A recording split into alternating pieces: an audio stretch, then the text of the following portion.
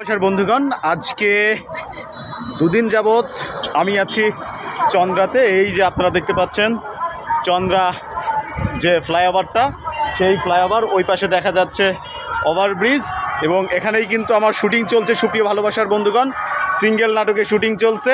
আমার সাথে আছে বিবিসি আপা। এই যে বিবিসি আপা আছে আমার সাথে। কোথায় আছি আমরা? চন্দ্রাতে। কদিন যাবৎ? দুদিন যাবৎ চন্দ্রা মানে চান্দরা। তো অসাধারণ ভিউ। আমরা এখন আছি 6তলা বিল্ডিংয়ের উপরে ছাদে। বিষয়টা তো সেইটা না, বিষয়টা হচ্ছে এখানকার ভিউ, পয়েন্ট অফ ভিউ মানে এত সুন্দর। এই যে দেখতে পাচ্ছেন কত সুন্দর। এখানে কাঁচা বাজার, পাশে দালান, মানে এখানে মিষ্টি মিষ্টি বাতাস বইছে। আর এছাড়া আমার সাথে আছে শ্রদ্ধেয় বড় ভাই। আমরা একই এলাকার মানুষ। আমার প্রিয় বড় ভাই আমার বাবার ক্যারেক্টার করছে, চাচার ক্যারেক্টার করছে, ইভেন বড় ভাইয়ের ক্যারেক্টার করছে শ্রদ্ধেয় মাইন ভাই। তো চন্দ্রাতে শুটিং করতে এসে কেমন লাগছে? দুদিন যাবৎ তো আমরা চন্দ্রাতে আছি। আর সিঙ্গেল নাটক নিশ্চয়ই। নাটকের নাম কি?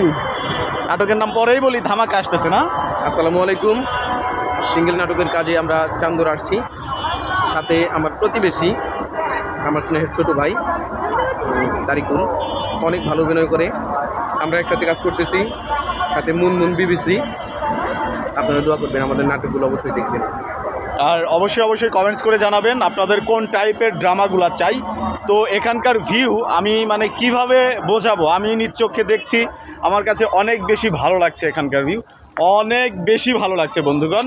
আপনারা দেখতে পাচ্ছেন ওখানে বিবিসি আপা আছে, মুনমুন আপা, ভাইরাল মুনমুন আপা নামে যারা সবাই চিনে থাকে। আর এদিকে সূর্যি মামা অস্ত যাচ্ছে, খুবই চমৎকারভাবে অস্ত যাচ্ছে। এখানকার এই যে ভিউটা দেখেন, এই যে কত চমৎকার ভিউ, এই যে দেখতে পাচ্ছেন। এই যে এইটাই কিন্তু বন্ধুগণ, এটাই কিন্তু ফ্লাইওভার। হ্যাঁ, এইটাই কিন্তু ফ্লাইওভার। এই যে কত সুন্দর ফ্লাইওভার, কত সুন্দর।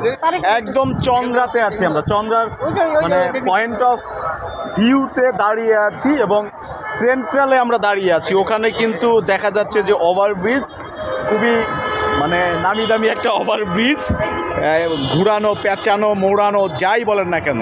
যাই হোক, সবাই ভালো থাকবেন, সুন্দর থাকবেন। আমি তারিকুল ইসলাম মানিক এখানেই বিদায় নিচ্ছি। আর আমাদের ড্রামাগুলো কেমন লাগে আপনাদের অবশ্যই কমেন্টস করে জানাবেন। আল্লাহ হাফেজ।